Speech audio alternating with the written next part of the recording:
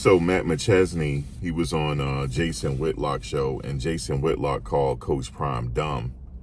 And I want to get into this because they also brought up the Christian Fourier audio when Christian Fourier pretty much called him stupid as well.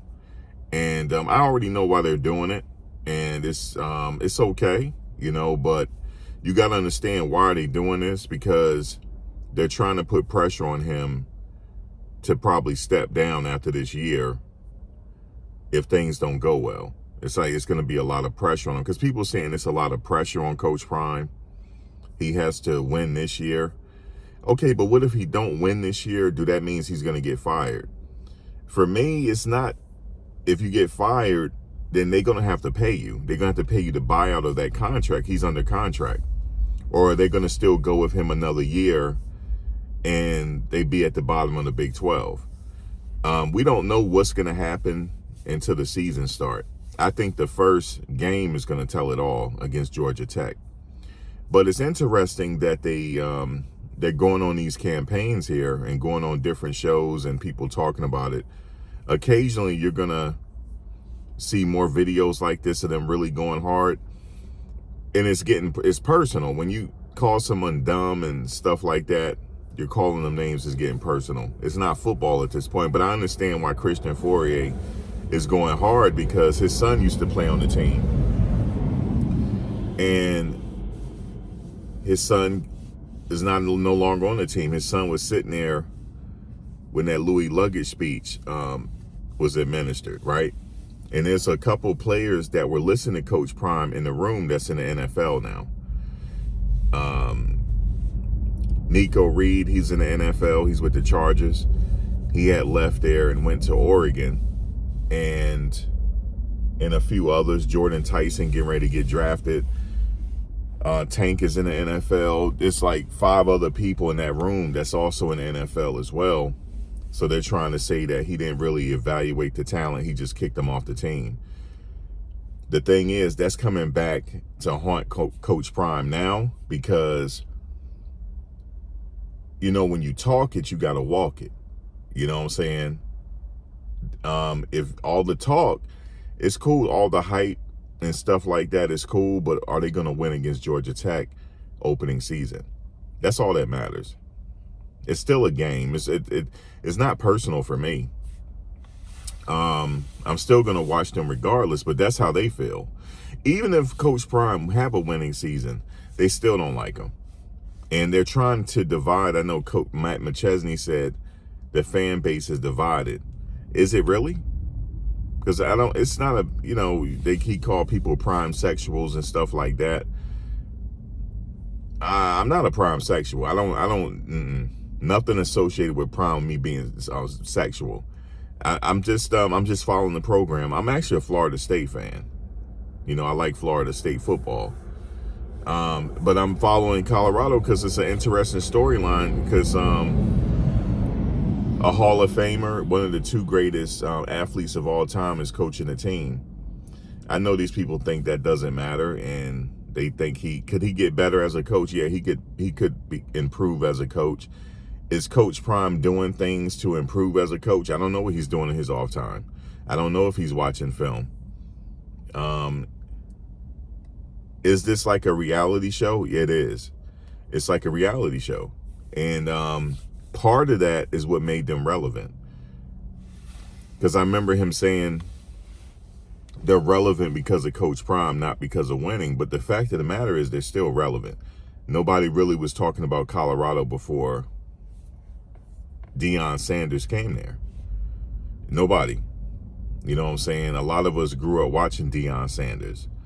You know what I'm saying? Deion. You know what I mean? Him and Bo Jackson.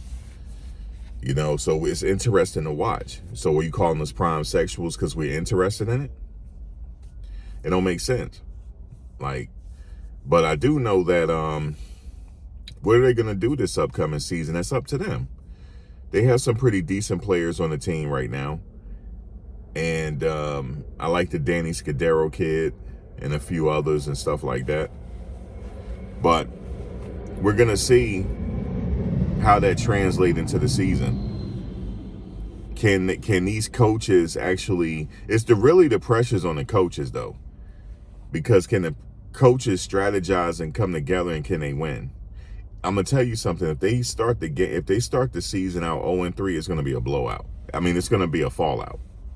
It definitely is gonna be. It's gonna be a fallout real quick, and things could get really nasty really quickly. Especially if they start the season off 0. They're not gonna start the season off 0-3. This that one game. I think that's a gimme.